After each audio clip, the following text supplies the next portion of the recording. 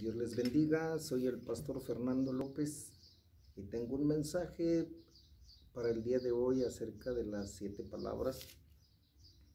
En todas las iglesias cristianas celebramos este día tan trágico en la historia, pero al mismo tiempo de victoria en Jesucristo. Y quiero leer la palabra del Señor ahí en el Evangelio de Juan, capítulo 19, que da la historia y narra los acontecimientos finales de la vida terrenal de Jesucristo para ir a la cruz del Calvario. Y dice la palabra del Señor así, capítulo 19 del Evangelio de Juan, versículo 17, y él cargando su cruz salió al lugar llamado de la calavera y en hebreo Gólgota, y allí le crucificaron, y con él a otros dos, uno a cada lado y Jesús en medio. Escribió también Pilato un título que puso sobre la cruz, el cual decía: Jesús Nazareno, Rey de los Judíos. Y muchos de los judíos leyeron este título porque el lugar donde Jesús fue crucificado estaba cerca de la ciudad, y el título estaba escrito en hebreo, en griego y en latín. Dijeron a Pilato los principales sacerdotes de los judíos: no escribas Rey de los Judíos, sino que él dijo: soy Rey de los Judíos. Respondió Pilato: lo que he escrito, he escrito. Cuando los soldados hubieron crucificado a Jesús, tomaron sus vestidos e hicieron 4 partes, uno para cada soldado. Tomaron también su túnica, la cual era sin costura, de un solo tejido de arriba abajo.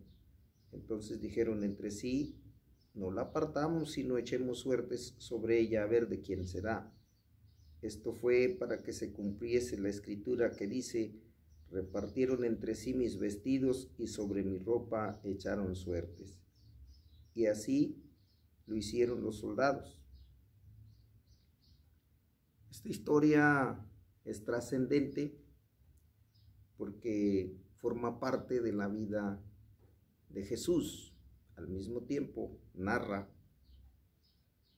la historia de los acontecimientos, el sufrimiento, martirio, muerte en la cruz del Calvario. Este significado de la cruz nos orienta en esta hora como una frase, una enseñanza, porque son las últimas palabras proporcionadas por Jesús a la humanidad. Tienen un gran contenido teológico y revelación profética y de consuelo para todos los hombres que vivimos hoy en medio de crisis que afectan física, emocional y espiritualmente.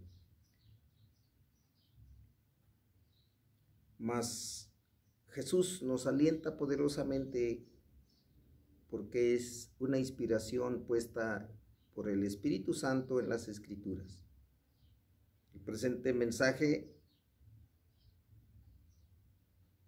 de las 7 palabras las he encauzado en una frase breve y concisa como la explico a continuación. Las 7 palabras de Jesús tienen compasión porque habla del perdón. Tiene también palabras de esperanza, palabras de cuidado, palabras de angustia, palabras humanas, palabras de garantía y palabras de plenitud. Esto nos ayude. La primera palabra que quiero compartir es la compasión y viene en el corazón de Jesús: Padre, perdónalos porque no saben lo que hacen. Lucas 23:34 lo registra. Podemos decir que todo el plan de nuestra salvación radica en la misericordia y compasión de Jesús. El secreto de tal maravilla en la cual desean mirar los ángeles se basa en la soberanía y misericordia de Dios. Y lo registra el apóstol Juan en su evangelio cuando dice: de tal manera amó Dios al mundo que ha dado a su Hijo unigénito para que todo aquel que en él cree no se pierda, mas tenga vida eterna. Y también lo establece: la gracia de Dios que trae salvación se manifestó, dice Tito en su evangelio, ahí en la parte de su carta, capítulo 2, 11. El corazón de Cristo estuvo lleno de misericordia, de compasión a través de todo su ministerio público. Se compadecía de los que estaban enfermos y los sanaba, de las gentes hambrientas y les daba pan y de comer, de los niños que estaban por entrar en dificultades de la vida y los bendecía. Estos rasgos de compasión son comprensibles hacia tales personas, pero lo extraordinario, lo maravilloso de Dios para nuestro tiempo es controversial desde el punto de vista humano, porque compadecerse de los enemigos.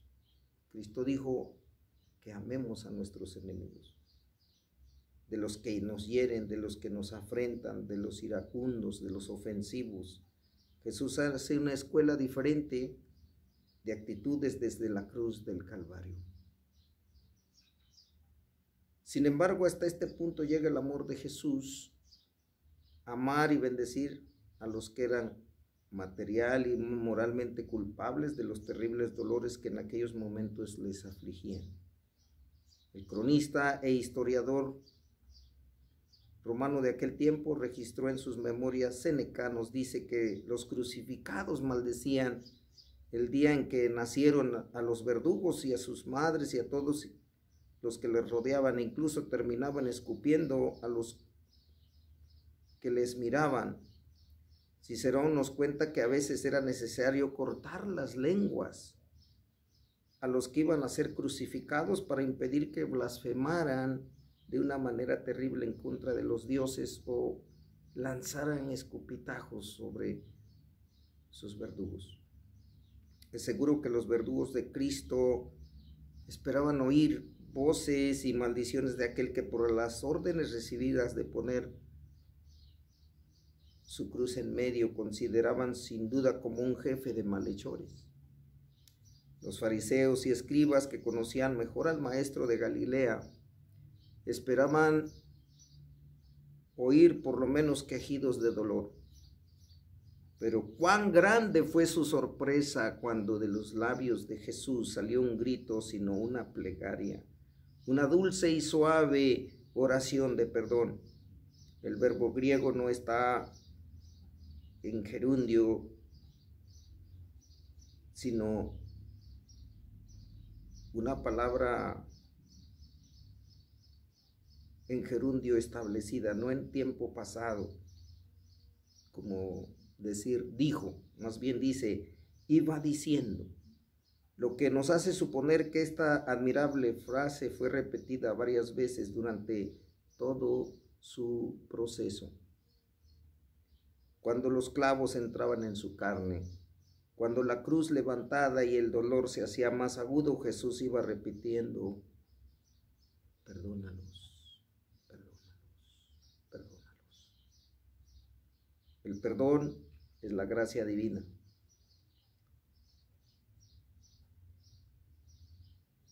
¿Por qué Jesús entonces expresa tanto amor? Porque Dios es amor.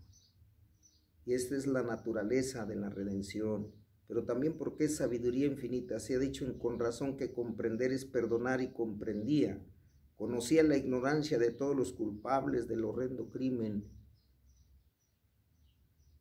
que estaban ocasionando sobre él. Y él lo estableció y dice: no saben lo que hacen.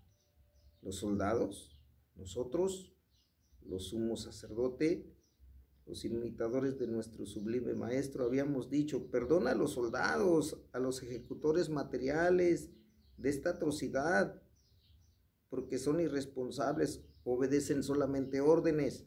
Pero castiga a Pilato, a Caifás, a los sacerdotes, a todos los miembros del Sanedrín. Derrama tu ira, serían nuestras palabras, pero la súplica de Jesús incluía a unos y a otros, pues sabía que también estos eran ignorantes del gran misterio de su persona. ¿Y qué súplica obtuvo respuesta? Lo vemos en Hechos 6:7, donde leemos que un gran número de sacerdotes obedecían también a la fe. Palabra de esperanza es la segunda palabra. La primera es de compasión, la segunda es de esperanza. De cierto te digo, hoy estarás conmigo en el paraíso. Lucas 23:43 es la segunda palabra para el compañero de martirio, un ladrón que en los evangelios es anónimo. Ha oído algo tan sorprendente que de repente su corazón da un vuelco y se le abren los ojos de la fe. Ha oído de labios de Jesús, el Maestro Celestial, las palabras de perdón, pero también encontramos quién es este ajusticiado que puede llamar a Dios Padre y al mismo tiempo interceder por sus verdugos. Oh, si él pudiera dirigirse a Dios con esa paz y tranquilidad espiritual que tiene. ¿No puede ayudarme? ¿Podrá ayudarme? El ladrón cree en Dios, pero como tanta gente en el mundo conoce al Creador muy superficialmente. Se lo imagina como un juez terrible, pues dice a su compañero, ni tú temes a Dios. Nosotros justamente padecemos por nuestras acciones. Recuerda sus maldades con pena y se da la culpa de ellas. No trata de excusarse pensando o diciendo nuestra pobreza nos obligó a robar. Nuestra condición de hambre nos obligó a cometer ilícitos. O quizá también dijeran los romanos, el imperio que nos ha invadido, que ha llegado a nuestro país, nos han empobrecido con impuestos, tienen la culpa. Nuestras circunstancias nos llevaron a ser lo que somos. No, se siente culpable, está de acuerdo con la justicia de los hombres y aunque la teme, no se queja de la justicia de Dios. Merecemos justo castigo. Qué buena disposición para dirigirse al Salvador de los pecadores. Siente dolor por sus pecados. Y dice la Escritura, y el dolor que es según Dios obra para arrepentimiento. Este ha sido y siempre será el primer paso de la genuina conversión a Jesucristo. Quizá él en su pensamiento meditaba sobre las palabras dichas por Jesús en la cruz.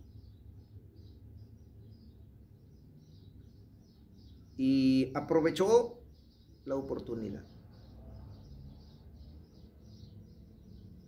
A Jesús le place y le dice estas palabras.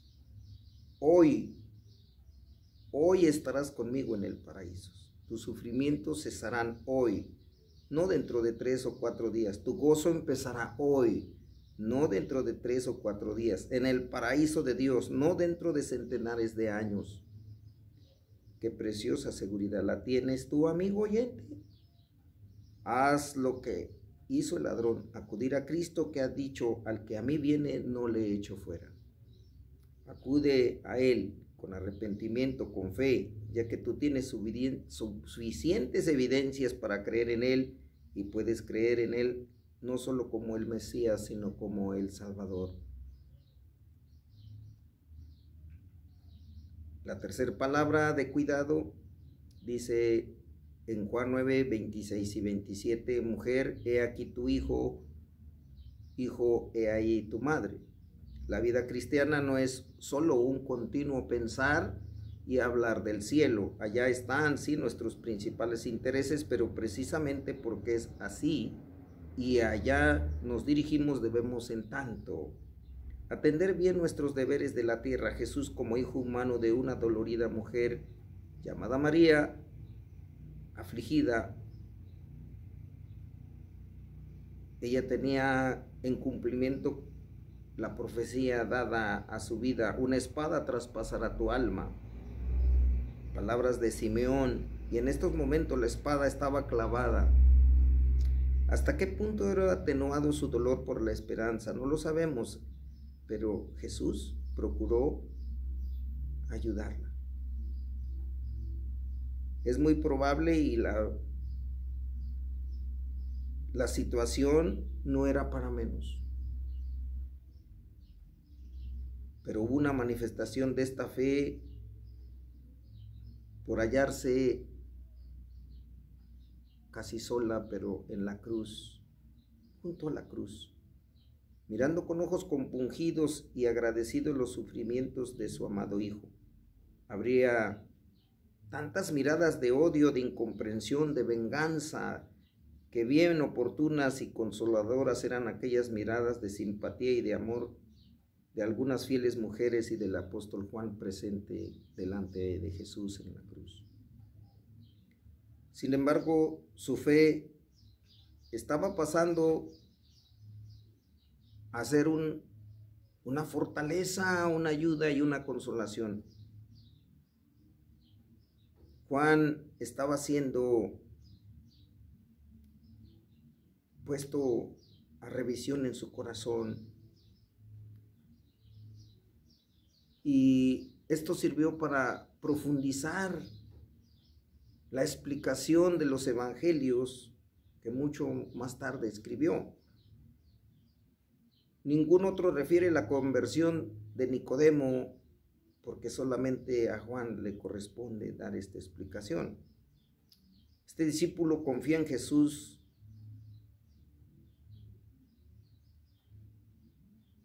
pero también a Juan se le concedió que custodiara, cuidara y viera por María, la madre de Jesús.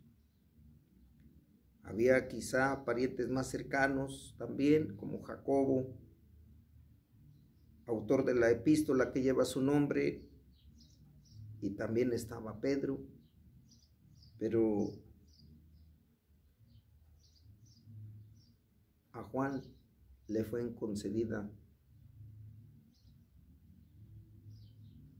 la oportunidad de cuidar a esta mujer. La experiencia de Juan, espiritualmente hablando, fue por las palabras dadas desde la cruz y unió aquellas dos almas en un lazo de obligación filial.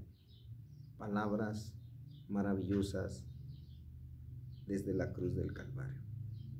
No debemos pues desentendernos de este mundo, sino ser fieles en las cosas de este siglo, en los deberes y oportunidades que Él nos da aquí abajo para hacer el bien, a fin de que podamos ser hallados dignos de cumplir mayores responsabilidades allá arriba con Él.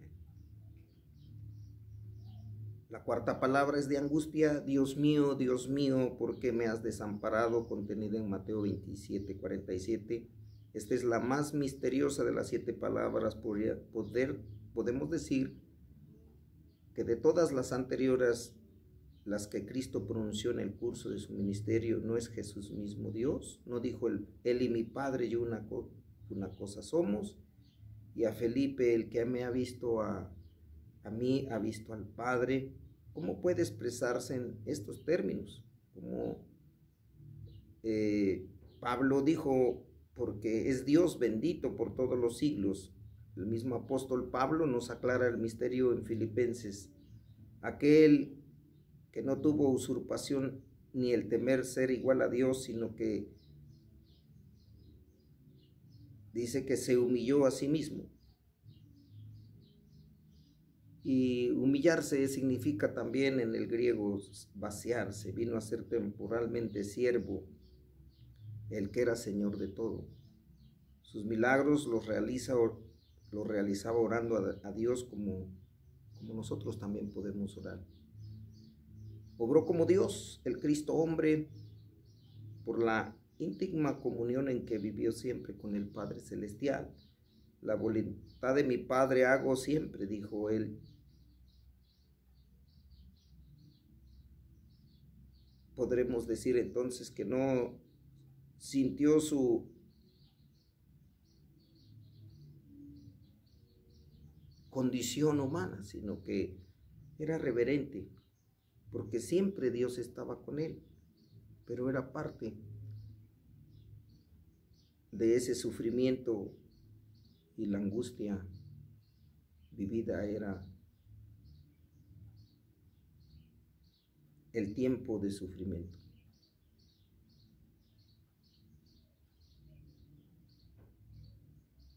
Cuando Él lo dice, es para demostrarnos lo inmenso de su sacrificio. ¿Por qué te ha abandonado el Padre? ¿Por mí, Señor?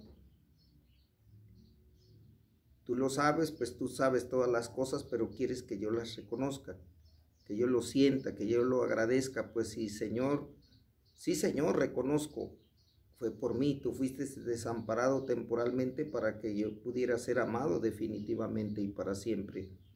Tú nos viste desamparados y viniste a desampararnos, aunque ello te costara el dolor y el desamparo temporal del Padre. Ampárame pues, Señor, aplícame los medios de tu sacrificio en la cruz. Hazme un hijo de Dios de tal modo que sea transformado en carácter, que esa dulce comunión que tuviste con el Padre todos los días de tu existir terrenal yo lo pueda tener también, que yo pueda vivir bajo el amparo de Dios a causa de tus desamparos sufrido por mí. Esas serían las palabras de consolación. Finalmente, la quinta palabra, tengo sed, contenida en Juan 19:28. Es expresiva. Esta frase es una palabra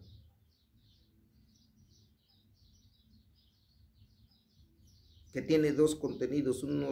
Son dos grandes sentimientos de Cristo, uno físico y otro moral. En primer lugar, es una expresión de la necesidad física que sentían todos los crucificados a causa de la pérdida de sangre y la fiebre producida por los golpes y heridas. Y Jesús la pronunció para dar cumplimiento a la profecía que había previsto esta circunstancia en el Salmo 22:15, donde se lee: mi lengua se pegó a mi paladar, y en mi agonía me dieron a beber vinagre, dice también el Salmo 69:21. Y el Evangelio añade otra burla cruel, la de sus verdugos que mezclaron con él vinagre y hiel amarga y pestilente. Jesús había renunciado a la bebida que por disposición legal se daba a los ajusticiados en la cruz, en los que eran crucificados. Vino mezclado con mirra. Jesús rehusó tal bebida para que su naturaleza física reaccionara con todo el horrible dolor de los crucificados. Era una especie de anestesia, una especie de analgésico que mitigaba un poco el dolor. Jesús no lo aceptó.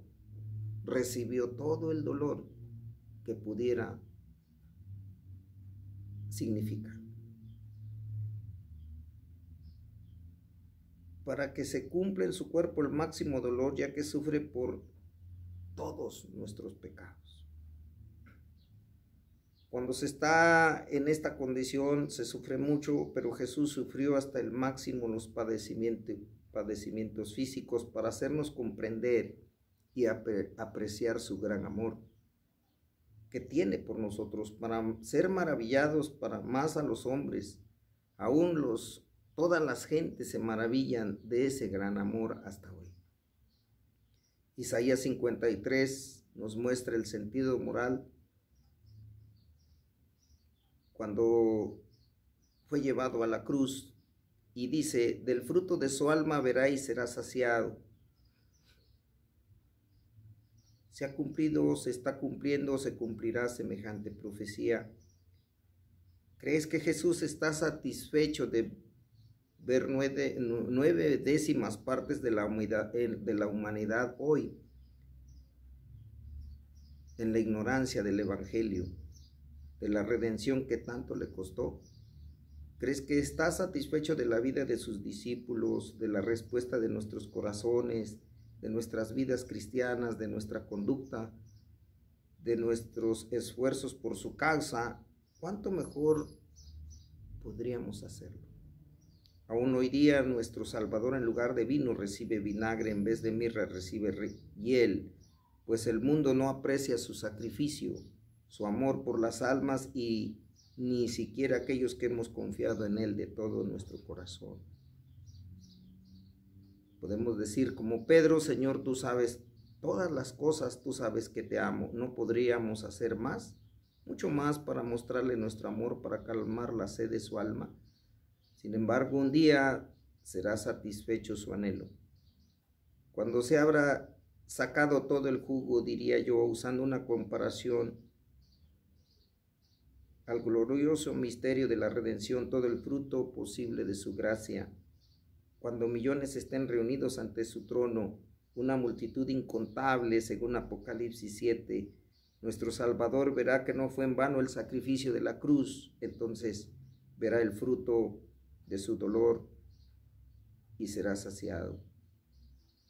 La sexta palabra de garantía, consumado es, Juan 19:30. Esta palabra es la más corta, pero también la más grande, la más alentadora, la más significativa para nosotros. Es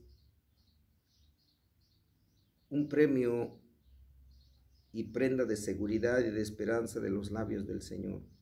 Jesús había dicho ya una palabra para sus verdugos, una palabra para el ladrón arrepentido, una palabra para su madre, 2 palabras para sí mismo, simbólicas y morales. Ahora pronuncia una directa para nosotros, para alentarnos y afirmar nuestra fe. Es tan corta que en el original griego significa tetelestai, que es la palabra que ponían los griegos en los recibos cuando eran cancelados. Jesús se esmeraba en explicar su significado después de su resurrección, tenemos en Lucas 24 y 26. Todos tenían y estaban asombrados de su poder milagroso, pero la palabra consumado es garantiza una salvación perfecta a la que no puedes añadir nada como mérito expiatorio, ni lo necesitas. El acreedor insolvente que recibía el recibo cancelado, tetelestai, por un acto de benevolencia, no trataría de pagarlo de nuevo, pero quedaría obligado con una dependencia moral de gratitud hacia algún generoso bienhechor o redentor. Y es por ello que Jesús nos justifica en la cruz del Calvario y nos bendice para vida eterna, porque Él lo hizo todo y no hay ninguna condenación para los que están en Cristo Jesús, los que no andan conforme a la carne, sino conforme al Espíritu. Puedo ser un cristiano frío, hacerme la religión a la medida de mi gusto, leer o no leer la Biblia, asistir al culto cada semana o cada 3 meses, o ausentarme en totalidad, dar o no dar para la gloria de Dios, testificar o cerrar la boca. Es un grave error. La obra es perfecta, completa, no le falta nada y nada puedes añadir, pero la fe se muestra por las obras. Amigo oyente, ¿quieres ser salvo? Por grandes que sean tus pecados, hay una salvación completa, perfecta para ti, una salvación tan grande que ha servido para perdonar y regenerar a los más grandes criminales. Pero estos grandes pecadores podrían ser salvos y tú no serlo.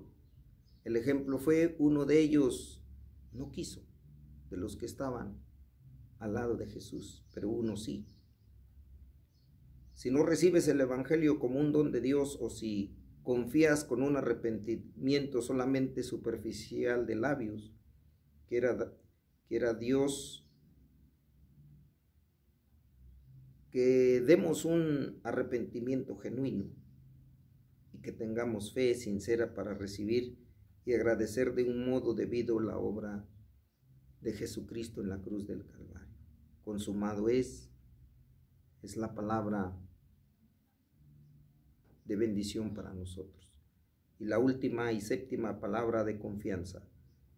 Padre, en tus manos encomiendo mi espíritu. Lucas 23:45 es la entrada en el mundo espiritual, es siempre un misterio que sobrecoge el ánimo. Por esto todos miramos con prevención, sino con horror, el momento inevitable de la muerte. Estamos tan acostumbrados a un mundo de leyes tangibles que conocemos, al cual nos hemos acostumbrado que casi todo el mundo causa un sentimiento de espanto entrar en las regiones de lo desconocido de la muerte. Esta acción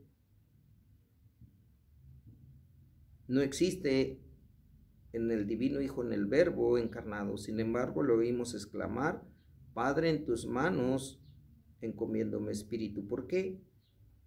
Porque su tragedia, el sufrimiento, la multitud insolente pronunciando gritos y blasfemias y burlas, esta situación ya había terminado. Las tinieblas habían hecho desfilar a los burladores y hay silencio en el Calvario por espacio de 3 horas. Sin embargo, continúa siendo aquel un lugar terrible.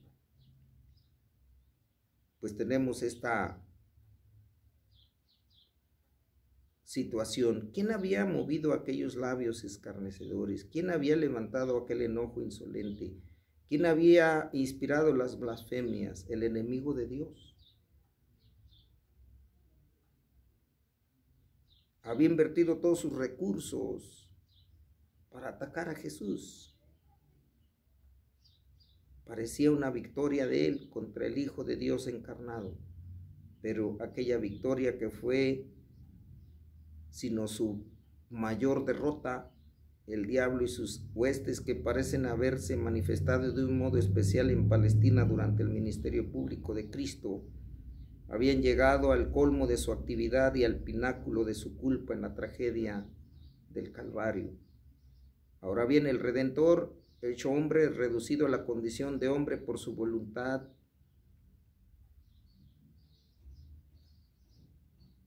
entra en el mundo espiritual y va a subir al cielo, pasando a través del infierno en el mismo Calvario, y probablemente un poco más tarde, de un modo literal, si hemos de interpretar 1 de Pedro 3:19. Cristo no teme aquella parte espiritual de su tragedia, no teme más que una cosa: estar separado de Dios. Ahora se muestra tranquilo y confiado, porque dice: aunque ande en valle de sombra de muerte, no temerá mal alguno, porque tú estarás conmigo. Si esto podía decirse de un pobre pecador, el salmista David, mucho más el Salvador perfecto. Por esto le oímos exclamar: Padre, en tus manos encomiendo mi espíritu. Aquel que nos habló del mendigo Lázaro como